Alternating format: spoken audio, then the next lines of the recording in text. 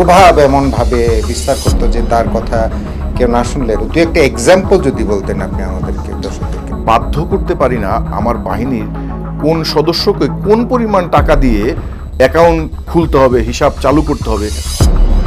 তোফায়েল আহমেদ নিজে চেষ্টা করেও সেটি যখন ঠেকাতে পারছিলেন না, শীর্ষ পর্যায় পর্যন্ত জানাতে বাধ্য হয়েছিলেন। মনির প্রাণে বেঁচে যায়। এখন তো উনি অ্যারেস্ট হলেন, আমাদের স্বরাষ্ট্রমন্ত্রীও পার্লামেন্টে নিশ্চিত করেছে। আনার লিগেল প্রসিডিউরগুলো কি? মাটির তলে ঢুকলে সেখান থেকে বের করে নিয়ে আসবে। শুধু দর্শক ৭১ পডকাস্টে আপনাদের সবাইকে স্বাগত জানাচ্ছি। আমি মহিম মিজান আপনাদের সঙ্গে আছি নিয়মিতভাবে। আজকে আমাদের অতিথি দৈনিক আগামী সময়ের crime and investigation affairs editor Mahbul Alam Lablu, তার সঙ্গে আমরা কথা বলবো আজকে হঠাৎ করেই আমরা একটা বার্তা পেলাম, সেটি হচ্ছে যে সাবেক আইজিপি বেনজির আহমেদ তিনি দুবাইয়ে গ্রেফতার হয়েছেন। যদি গ্রেফতার হয়েছেন ১২ই জুন, আমরা তথ্য পেয়েছি আজকে। এবং সেই যে বেনজির আহমেদের ২০২৪-এর মে মাসের প্রথম সপ্তাহে দেশ থেকে পালিয়ে যাওয়া এবং পরবর্তীতে তার যে জুলাই আন্দোলন হলো এবং আন্দোলনের পর ফ্যাসিস্ট সরকারের পতন হলো এবং তার পরবর্তীতে তার বিভিন্ন অডিও ক্লিপ আমরা বিভিন্ন জায়গায় শুনতে পেয়েছি এবং তার কর্ম অপকর্ম, সেই সব বিষয়গুলো নিয়ে বিস্তর আমরা আলোচনা করব এই অপরাধ বিষয়ক প্রতিবেদকের সঙ্গে। মাহবুল আলম লাবলু দীর্ঘদিন ধরে বাংলাদেশের বিভিন্ন জাতীয় গণমাধ্যমে অপরাধ প্রতিবেদক হিসেবে সুখ্যাতির সাথে কাজ করে এসছেন। আমরা বেনজির আহমেদের কিছু কীর্তি নিয়ে বা কুকীর্তি যাই বলি সেগুলো নিয়ে আলোচনা করব। মাহবুব আলম লাবলু, আপনাকে স্বাগত জানাচ্ছি আমাদের স্টুডিওতে আসবার জন্য। তো আপনি তথ্য তো জানলেন বেনজির আহমেদ, তার সম্পর্কে যদি একটু বলতেন যে তিনি গ্রেপ্তার হলেন অবশেষে। ধন্যবাদ মহিম। এটি একটি বিস্ময়কর খবর, কারণ আওয়ামী ফ্যাসিজম পুলিশ বিভাগে কায়েম করার জন্য সবচেয়ে যিনি গুরুত্বপূর্ণ ভূমিকা রেখেছিলেন তার নামই হচ্ছে বেনজির আহমেদ। আর আমার এই অন্ততপক্ষে ২ যুগের সাংবাদিকতায় ওনাকে আমি প্রথম চিনি উনি যখন এডিশনাল ডিআইজি ছিলেন তখন থেকে, এবং তার সাথে কাকতালীয়ভাবে আমার দেখা হয়ে গেছিল। আপনি জানেন যে সেগুনবাগিচায় চিটাগং হোটেল নামের একটা হোটেল আছে, ওই হোটেলে দেখা হয়ে গেছিল। তো এরপর থেকে উনি আওয়ামী জমানার যে ১৬ বছর আপনারা সবাই দেখেছেন যে পুলিশ বিভাগের বিভিন্ন গুরুত্বপূর্ণ দায়িত্বে তিনি ছিলেন, এবং এক ধরনের তার ইশারাই পুলিশ বাহিনী পরিচালিত হয়েছে। বিশেষ করে তার ঘরানার কিছু কর্মকর্তা নিয়ে একটি বড় সিন্ডিকেট তিনি গঠন করেছিলেন। আর বিশেষ করে বলতে হয় যে তার যে দুর্দণ্ড প্রতাপ, এটি আসলে তিনি এমনভাবে কায়েম করেছিলেন, তার কথার বাইরে যদি পুলিশের কোনো কর্মকর্তা যেত তার কপালে অনেক ধরনের হয়রানিরই শিকার হতে হতো। আর বিশেষ করে যেটি আলোচিত হয়েছে, একজন পুলিশ কর্মকর্তা তার চাকরি জীবনে তার যে বেতন কাঠামো, এই বেতন কাঠামো দিয়ে হাজার হাজার কোটি টাকার সম্পদ তিনি করেছেন। এবং ধরা যায় যে অনেকেই বলতেন তিনি একটি আলাদিনের চেরাগ পেয়েছিলেন, সেই চেরাগের ঘষায় তিনি তার জীবন পাল্টে ফেলেছেন। বিশেষ করে তিনি তার স্ত্রী, কন্যা এদের নামে একাধিক কোম্পানি খুলেছেন, শত শত বিঘা জমি করেছেন, পার্ক করেছেন। এগুলো আপনারা জানেন যে এগুলো আমরা মোটা দাগে সব কিছু জানি। আপনি বলেছেন যে তিনি তার প্রভাব এমনভাবে বিস্তার করতো যে তার কথা কেউ না শুনলে তার মানে মোটামুটি তাকে হেনস্থার শিকার হতে হলো। দু একটা এক্সাম্পল যদি বলতেন আপনি আমাদেরকে, দর্শকদেরকে। আপনি জানেন যে আসলে তার বাড়িও কিন্তু গোপালগঞ্জে, তার প্রভাবের শুরুটা কিন্তু মূলত ওখান থেকেই। শেখ হাসিনা গোপালগঞ্জের বাসিন্দা, তিনিও গোপালগঞ্জের বাসিন্দা। তিনি এতটাই দুর্দণ্ড প্রতাপ প্রভাব কায়েম করেছিলেন পুলিশ বাহিনীতে। একটা ছোট্ট উদাহরণ আমি আপনাকে দেই, সেটি হচ্ছে যে ২১শে ফেব্রুয়ারি, ভাষা শহীদদের স্মরণে এবং তাদের শ্রদ্ধা জানাতে শহীদ মিনারে যে পুষ্পস্তবক অর্পণ করা হয়, সেখানে কিন্তু প্রধানমন্ত্রী, রাষ্ট্রপতি সবাই যান। সেইখানেও তিনি নিজের প্রোটোকল কায়েম করতে প্রধানমন্ত্রীর যাত্রাকেও বিলম্বিত করতে দ্বিধাবোধ করেননি। এতটা প্রভাব তিনি খাটিয়েছেন। আর যেটি বললেন যে হয়রানির কথা, আপনি জানেন যে গোপালগঞ্জের মধ্যেই কিন্তু পুলিশের দুটি গ্রুপ ছিল। একটি বেনজির সাহেব নিয়ন্ত্রণ করতেন, আর কি হাবিব সাহেব। আরেকটি হাবিব সাহেব নিয়ন্ত্রণ করতেন। ঠিক আছে, এই হাবিব সাহেবের সঙ্গে যারা ছিলেন তাদের অনেককেই আমি একদম ব্যক্তিগতভাবে দেখেছি যে তার রোশানলে পড়তে, মানে বেনজিরের রোশানলে পড়তে, এবং নানা ধরনের হয়রানির শিকার হয়েছে।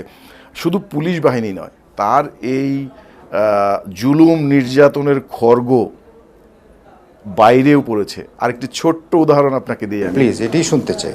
আপনি জানেন যে বর্ষিয়ান আওয়ামী লীগ নেতা সম্প্রতি যিনি মারা গেলেন, সম্প্রতি যিনি মারা গেলেন, তোফায়েল আহমেদ, আসলে আওয়ামী রাজনীতির অনেকটা বাতিঘরও তাকে বলা হয়। সেই তোফায়েল আহমেদের নিকট আত্মীয়, ভাতিজা, ভাগিনা, মনির নাম, উনি একটি পৌরসভার মেয়র ছিলেন। একটি ভোলা পৌরসভার, জি, ভোলা পৌরসভার মেয়র ছিলেন, ঠিকই বলেছেন আপনি। একটি নারী ঘটিত বিষয় নিয়ে তার সাথে একদম কনফ্রন্টেশনে চলে যায় বেনজির এবং মনির।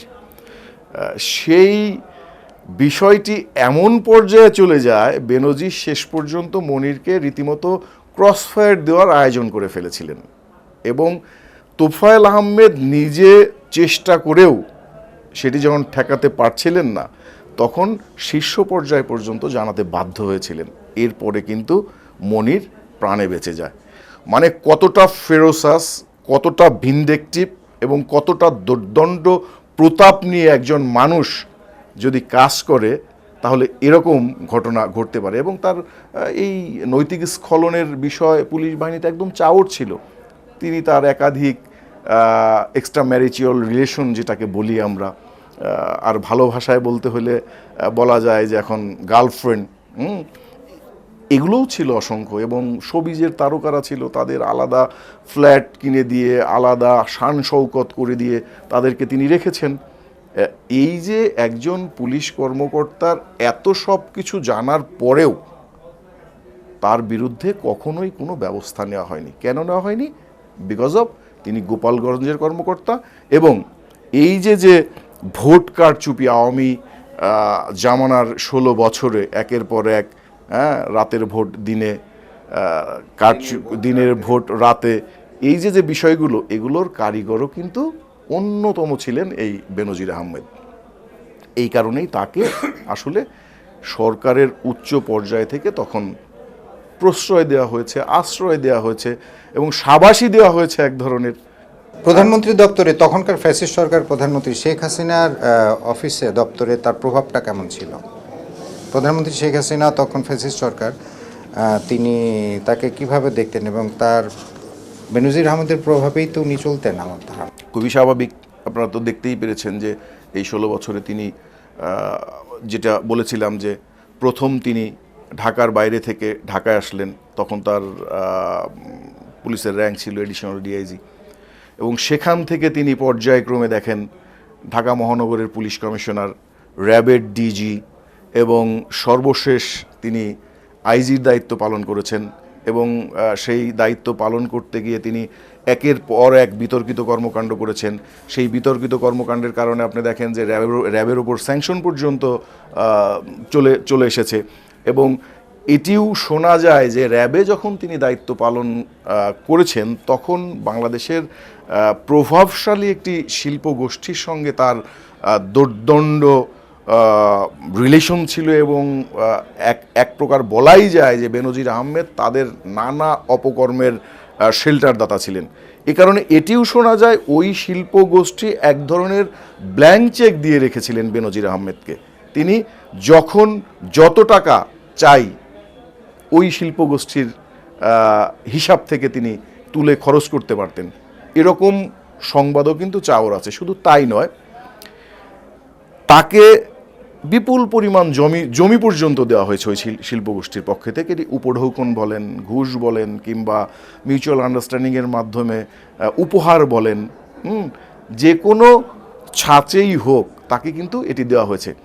ওয়ারাস আমরা কি দেখলাম দেখেন, যখন বেনজির আহমেদ ক্ষমতাচ্যুত হলেন, যখন তিনি দেশ থেকে পালিয়ে গেলেন, তখন কিন্তু বেনজিরের নানা অপকর্ম নিয়ে ওই শিল্প গোষ্ঠীর গণমাধ্যমেও ফলাও করে প্রতিবেদন ছাপা হলো। তো ওগুলো তো সত্যই প্রমাণ হচ্ছে এখন ধীরে ধীরে।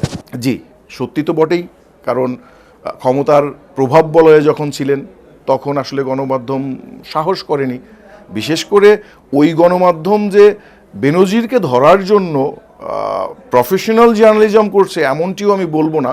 এটি তাদের যে রাগ, তাদের যে প্রতিহিংসা, কারণ তাকে লালন পালন করেছে, পেলে পুষে বড় করেছে, এত টাকা দিয়েছে, এত সুযোগ সুবিধা দিয়েছে, কিন্তু শেষ পর্যন্ত বেনজিরের মাধ্যমে তাদের কোনো পারপাস সার্ভ হয়নি। এ কারণেই হয়তো বা প্রতিহিংসার বশে সেই প্রতিবেদনগুলো সামনে নিয়ে আসা হয়েছে। এটা আমরা দেখেছি। তারা যদি সেই জার্নালিজমটাই করতেন, তারা তো সবই জানতেন, সব তথ্যই তাদের কাছে ছিল। ক্ষমতায় থাকতে কেন সেই প্রতিবেদনগুলো প্রকাশ হলো না? সেটা হয়তো তখন সেহেতু সরকারের যে প্রধান, তার প্রচ্ছন্ন মদত বেনজির আহমেদের উপরে ছিল, হয়তো ভেবেছে যে সে কারণে যদি ওই গ্রুপটার উপর যদি কোনো ধরনের নানান ধরনের জটিলতা আসে, সে কারণে সংবাদ তো কখনো পুরনো হয় না, এবং তারাই হয়তো প্রথম সংবাদ করেছেন, পরবর্তীতে নানান গণমাধ্যম আরও করেছেন, যে কারণে আসলে সেগুলো ফাইলিং হয়েছে এবং সেগুলো দুদক আমলে এনেছেন। তারপরে দুদক নিজেরা তদন্ত করেছেন, তদন্ত করে মামলা করেছেন, মামলা করে তদন্ত প্রতিবেদন জমা দিয়েছেন এবং তার বিরুদ্ধে গ্রেপ্তারি পরোয়ানা জারি করেছেন। ক্রমান্বয়ে একটার পর এখানে একটু সাপ্লিমেন্ট দিই আপনাকে। ওই প্রতিবেদনের কারণেই যে দুদক তার বিরুদ্ধে তদন্ত করেছেন, অনেক আগে থেকেই তার বিরুদ্ধে দুদকে অভিযোগ ছিল। দুদকের যে গোয়েন্দা সেল আছে তারা কিন্তু এক ধরনের গোপন তদন্তের মাধ্যমে এগুলো গুছিয়েই রেখেছিল। কিন্তু যেহেতু তিনি এই যে ফ্যাসিস্ট সরকারের কাছের লোক ছিল, দুদকের গোয়েন্দা সেল অনেকের ব্যাপারে এই গোয়েন্দা তথ্য জানে, কিন্তু তারাও সময়ের অপেক্ষায় থাকে। কারণ আপনি জানেন যে এই দেশে আসলে এখন দুদককে যদি আপনি বলেন যে হাত পাও বেঁধে সাঁতার কাটতে বলেন, সেটা কি সম্ভব? সেটা অন্য প্রেক্ষিত, অন্য আলোচনা। আমরা বেনজির আমাদের বিষয় থাকি, সেটি ভালো। ডিপার্টমেন্টে তার প্রভাবটা কী ছিল, তার কথায় নাকি বদলি এমন কিছু হতো না, এবং পরবর্তীতে তিনি যখন আইজিপি ছিলেন না, তখন আইজিপি কে হবে সে বিষয়টাও উনি সিদ্ধান্ত নেওয়ার ক্ষমতা রাখতেন। ঠিকই বলেছেন আপনি। আসলে উনি ডিপার্টমেন্টে একচ্ছত্র ক্ষমতার অধিপতি ছিলেন। আসলে তার কথা ছাড়া, তার ইশারা ছাড়া কোনো ধরনের কোনো কাজ হতো না। তবে হ্যাঁ, উনি যে সব খারাপ কাজ করেছে সেটাও কিন্তু বলাটা সমীচীন হবে না। বিকজ অফ উনি পুলিশের রিক্রুটিং প্রক্রিয়ার ক্ষেত্রে কিছু ভালো স্বচ্ছতা এনেছিলেন, কিন্তু আসলে ছোটোখাটো কিছু ভালো কাজ করে সব খারাপ কাজকে তো আপনি ঢাকা দিতে পারবেন না, যেটি বেনজির আহমেদও পারেননি। এবং কমিউনিটি ব্যাংক করবার ক্ষেত্রে যে জিনিসটা, সেটা হচ্ছে যে তার কিছু ম্যান্ডেটরি বিষয় ছিল, যে পুলিশ সদস্য যে পর্যায়ে হোক সবাইকে কোনো না কোনো একটা তহবিল জমা দিতে হবে, একজন কনস্টেবল তহবিল দিতে অপারো, কিন্তু অনেক ধরনের বাধ্যবাধকতা। আপনি ঠিকই বলেছেন, খুবই গুরুত্বপূর্ণ একটি পয়েন্ট আপনি রাইজ করেছেন। কারণ এই যে কমিউনিটি ব্যাংক, আমি পুলিশের তরফ থেকে একটা কমিউনিটি ব্যাংক করব, সেইখানে আমি বাধ্য করতে পারি না আমার বাহিনীর কোন সদস্যকে কোন পরিমাণ টাকা দিয়ে অ্যাকাউন্ট খুলতে হবে, হিসাব চালু করতে হবে, এবং করতেই হবে। এই বাধ্য করার বাধ্যবাধকতা কিংবা আইনি অধিকার কিন্তু আমার নাই। আমি পরিশ্রম করি, আমি বেতন নেই, আমার বেতনের টাকা কোন ব্যাংকে রাখবো, কোন ব্যাংকে ট্রানজ্যাকশন করব, সেটি নিতান্তই আমার ব্যাপার। কিন্তু উনি কিন্তু এই বিষয়টাও বাধ্য করেছিলেন যে একটি নির্দিষ্ট পরিমাণের টাকা জমা দিয়ে, এবং কর্মকর্তাদের পদমর্যাদা অনুযায়ী কনস্টেবলের একটা অঙ্ক, সাব ইন্সপেক্টরের একটা অঙ্ক, ইন্সপেক্টরদের একটা অঙ্ক, তার উপরের যারা আছে তাদের একটা অঙ্ক বাধ্য করেছিলেন। এবং দেখেন, সেই কমিউনিটি ব্যাংকের শেষ পর্যন্ত আমরা দেখতে পেলাম যে প্রায় 400 কোটি টাকার একটা হিসাবের গরমিল, একটা অনিয়ম বেরিয়ে আসলো। সেখানেও কিন্তু এই বেনজির আহমেদের নামই চলে আসছে, যে তার মাধ্যমেই এই টাকাগুলো তছরুফ হয়েছে। এবং আপনি জানেন যে বাংলাদেশ পুলিশের এ পর্যন্ত আমার এই 2 যুগের সাংবাদিকতায় দেখা একজন সৎ পুলিশ অফিসার, এবং এতটাই সৎ, তিনি এখন এডিশনাল আইজি পর্যায়ে গিয়ে তিনি অবসরে গেছেন, ওয়ারাস তিনি এখনও ভাড়া বাসায় থাকেন। সরকারিভাবে তিনি একটি প্লট পেয়েছেন, কিন্তু সেই প্লটে বাড়ি করার মতো টাকা পুঁজি তার নেই। তিনি কিন্তু বেনজির আহমেদের ভাড়া বাসায় থাকে, বেনজির আহমেদের আছে। এবং সেই বেনজির আহমেদের মাধ্যমে বেনজির আহমেদের কিছু কি বলবো এটাকে সিদ্ধান্তের প্রতিবাদ করায়, সিদ্ধান্তের দ্বিমত করায় ওই কর্মকর্তাও কিন্তু চরম হয়রানি পোহাতে হয়েছে। আচ্ছা, এখন তো উনি অ্যারেস্ট হলেন, আমাদের স্বরাষ্ট্রমন্ত্রীও পার্লামেন্টে নিশ্চিত করেছেন যে বেনজির আহমেদ গ্রেপ্তার হয়েছে দুদকের একটা অভিযোগের প্রেক্ষিতে সংযুক্ত আরব আমিরাতে অর্থাৎ দুবাই আমরা যেটা বলি। এখন আনার লিগেল প্রসিডিওরগুলো কি? এইখানে আসলে দেখেন, আমরা এখন পর্যন্ত যতটুকু শুনতে পেরেছি পুলিশ সদর দপ্তরের একাধিক কর্মকর্তার সঙ্গে আমার কথা হয়েছে, তারা বিস্তারিত কিছু বলেননি, শুধু বলেছেন যে তাকে গ্রেপ্তার করা হয়েছে এবং দুদকের একটি মামলার এনওসি পাঠানোর পর ওখানকার আরব আমিরাতের যে সংযুক্ত আরব আমিরাতের পুলিশ তাকে গ্রেপ্তার করেছে। এখন তাকে ফিরিয়ে আনার বিষয়ে সরকারিভাবেই সেই উদ্যোগটা নেওয়া হবে। এটা ধরেন যে বাইলেটারাল অনেক প্রক্রিয়া আছে এবং খুব সহজেই কালকেই তাকে ফেরত আনা সম্ভব, সেই বিষয়টি বলা এক্সাম্পল আছে মিডল ইস্ট থেকে নিয়ে আসা আছে। ইভেন আমি ধরেন যে ওখানে সংযুক্ত আরব আমিরাতে বাংলাদেশের প্রভাবশালী আরও তো অনেক লোক রয়েছে যারা এই 5 আগস্টের গণ অভ্যুত্থানের পর পালিয়ে গেছে, তাদের সম্পর্কে খোঁজ খবর রাখেন এমন প্রায় 2 জন ব্যক্তির সাথে আমি গত 2 ঘন্টায় কথা বলেছি। সেইখানে ধরেন যে অনেকেই আছেন রাজার হালে, শুধু বেনজির নয়, বেনজিরের মতো অনেকেই রাজার হালে আছেন এবং তাদেরও যদি গভর্নমেন্ট উদ্যোগ নেয় এবং আন্তরিক হয়, আমার বিশ্বাস তাদেরকেও গ্রেপ্তার করে আইনের আওতায় ফিরিয়ে আনা সম্ভব। তার মানে হচ্ছে যে শুধু বেনজির আহমেদ না, আপনি যেটা বললেন যে যারা যারা দেশ থেকে পালিয়ে গেছেন তাদের সঙ্গে যদি ওই দেশের সঙ্গে যদি আমাদের বন্দি বিনিময় চুক্তি হয় বা ইন্টারপোল যদি ওইভাবে সহযোগিতা করে তাহলে যারা দেশ থেকে পালিয়ে গেছেন নানা অপকর্ম করে, তাহলে তাদেরকে অত্যন্ত খুব ফিরিয়ে আনার একটা প্রক্রিয়া হয়তো সরকার শুরু করতে পারে। সেটা শুরু করাই উচিত, কারণ হচ্ছে যে ধরেন একটা এক্সাম্পল তৈরি করা উচিত যে অপকর্ম করে, অন্যায় করে, দুর্নীতি করে সে যতই শক্তিশালী হোক, সে যতই প্রভাবশালী হোক, তার রক্ষা হবে না।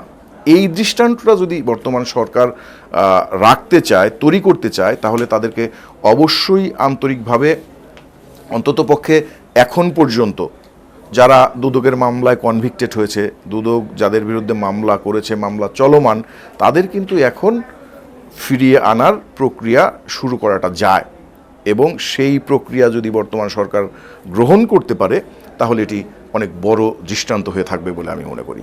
ধন্যবাদ মাহবুবুল আলম লাবলু, আপনার মূল্যবান সময় দেওয়ার জন্য। প্রিয় দর্শক, আমরা কথা বলছিলাম দৈনিক আগামী সময়ে crime and investigation editor Mahbubul Alam লাবলুর সঙ্গে, যিনি দীর্ঘদিন ধরে অপরাধ বিষয়ক সাংবাদিকতার সঙ্গে যুক্ত ছিলেন।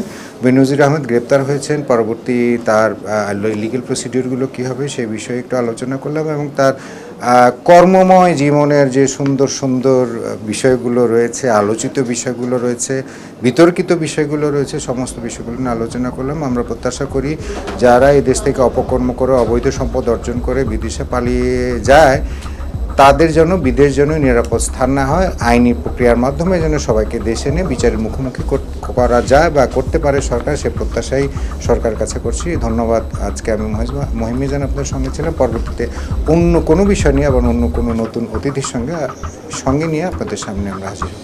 ধন্যবাদ সবাইকে।